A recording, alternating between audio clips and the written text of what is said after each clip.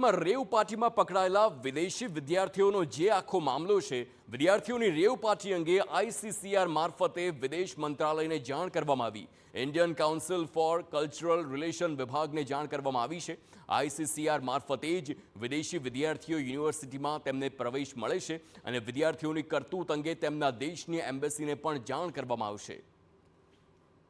ગુજરાત યુનિવર્સિટીએ રેવ પાર્ટી અંગે ગંભીર નોંધ લીધી છે. દિવાળી પૂર્વે તમામ વિદ્યાર્થીઓને અપાઈ હતી સૂચના.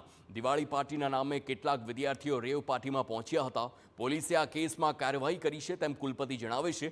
ગુજરાત યુનિવર્સિટીના કુલપતિ નિર્જા ગુપ્તાનું નિવેદન સિવિલ ઓફેન્સ હોવાથી યુનિવર્સિટી તાત્કાલિક પગલાં લઈ શકતી નથી. ભૂતકાળમાં ફોજદારી કેસમાં વિદ્યાર્થીઓ સામે કાર્યવાહી કરાઈ હતી.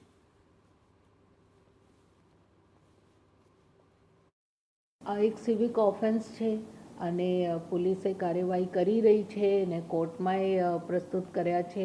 એટલે પોલીસ જે કંઈ કોર્સ લઈ રહી છે એવી જ કાર્યવાહી હોય છે. એમાં યુનિવર્સિટીનો ડિસિપ્લિનરી એક્શન એકદમ ઝડપથી નથી આવતો જ્યાં સુધી આ કાર્યવાહી પૂર્ણ ન થાય. હાલાકી પાસ્ટમાં જ્યારે એવી કોઈ ઘટના બની હતી જેમાં કોઈ ફોજદારી મુદ્દો હતો એ વખતે યુનિવર્સિટીએ ખાસી પ્રોએક્ટિવ થઈ હતી અને સ્ટુડન્ટને પરમિશનથી રસ્ટિકેટ કરીને ડિપોર્ટે કર્યા હતા.